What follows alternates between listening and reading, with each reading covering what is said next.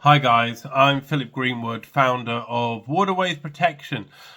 Now, the reason I've sent you this email today, or the reason why you're receiving this email today, is about a House of Commons petition that's currently got lodged about a month ago with the House of Commons, and we have until July the 16th, so the start of this summer, to get 100,000 signatures.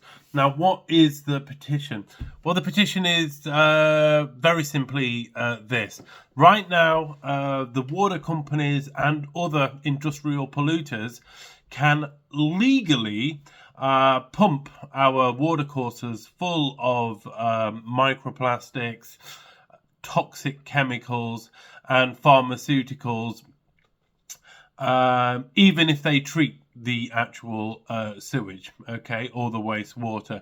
They still do not have to filter out microplastics, toxic chemicals, and pharmaceuticals, and a bunch of heavy metals as well. Okay, it is completely and utter insanity that we don't have a rule in place that makes it illegal.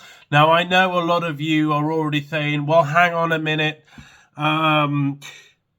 The water companies and others are just polluting at will anyway. So what difference does it make to have this rule change? Surely it would be better for them to start treating the waste first before we then start to look at increased wastewater filtration. Is an argument I hear again and again and again, and I understand it on a very superficial level. But look, here's the thing. Whilst the government and the laws allow them to dump all of this toxic waste into our rivers and streams and seas, then all the while that they're doing this, they get a free pass from the Environment Agency to do it. Not only that, but they get a certificate to say that, hey, we are complying with the terms of our environmental license. Okay, so it's a bit of a catch-22 situation. So what we need to do is change the law. Is we need to tell Parliament to say to not only the water companies but all of industry up and down the UK that when wastewater comes back into the watercourses, all of the microplastics, all of the toxic chemicals, all of the pharmaceuticals and other disruptors have to be filtered out. Because just taking a little bit of the organic waste out but allowing all of the microplastics and all the toxic waste to go in isn't going to solve this crisis that we are in. We have to get Parliament to make the rule change so that once the rule change is in place, then the companies have to, there's a lot more pressure on them to, to actually comply with the terms of their environmental license. We have to remove this catch-22 because right now the water companies, I have spoken to the water companies.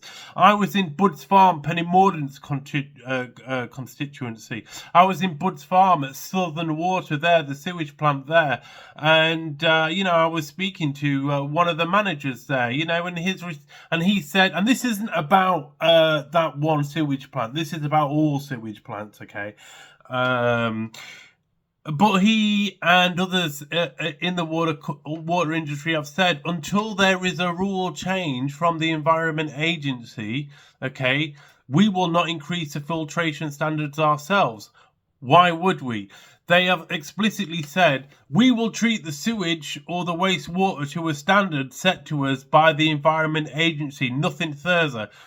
Now, the problem is the Environment Agency standards are so low right now that it allows for basically the destruction of our waterways. So I'm asking all of you today, let's remove this legal loophole once and for all, because they can keep using it. And it's also the thing that stops prosecutions in courts and all kinds of things. We need to get this rule changed today. So we need to send a message from us, the people. That's me, that's you, that's everybody else. We all need to say that, yes, whilst we're all different and we've all got differences and we're all from different walks of life and all the rest of it, surely we can all agree on the simple fact of that the law needs to clearly state that the water companies and others cannot dump toxic chemicals, cannot dump microplastics, cannot dump disruptors and pharmaceuticals and heavy metals into the wastewater no more. It needs to be made illegal. Right now it's not illegal, which is giving all of these polluters the cover they need. We have to remove that cover, otherwise they will use the cover to keep polluting. I cannot make it any simpler than that.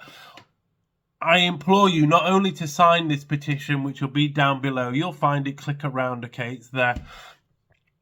But you need to do more than just sign it, okay? If you truly consider yourself to be someone who cares about the environment and our water courses, and, you know, consider that the rivers and streams and the coastal waters are the blue veins and arteries of our land, which they are. If you truly believe that, you need to do more than just sign it and share it once on Facebook.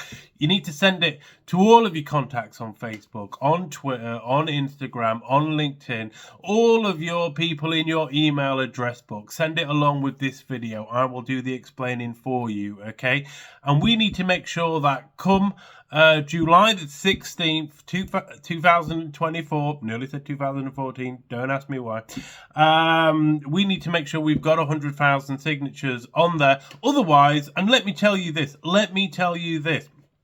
in months to come, say this signature just finishes on 3 or 4 or 5,000 and then July the 16th, that will be used as evidence by politicians to say, look, there's no real public appetite, you know, for these toxic elements to be polluted out the wastewater, okay? They will use it as proof to continue polluting. So let's please remove that. Let's just remove that once and for all. Please support the petition. Please sign it and share it and email it and push it. And let's get to 100,000. Because if, like me, that you agree the only water that should be returned to the watercourses is pure, cool, clean water, not toxic waste, okay? We need to protect our land, not destroy it. Our land and waters and not destroy it. Thank you very much, and I will see you on the flip side, okay?